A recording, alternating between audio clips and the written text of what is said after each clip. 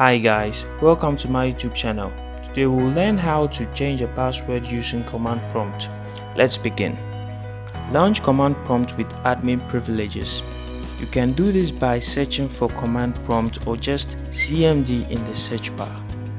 It's over here. Click on Run as Administrator.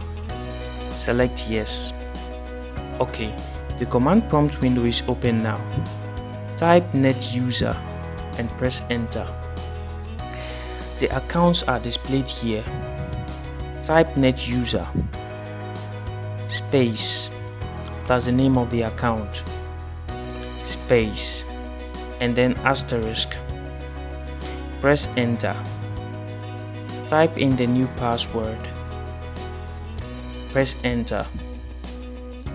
Type the password again for confirmation. Press Enter.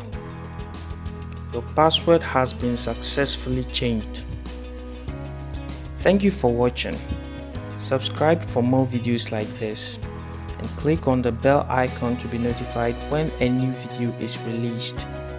If you enjoy this video, please give it a like and share it with your friends. If you have any questions or thoughts, feel free to comment. Ciao.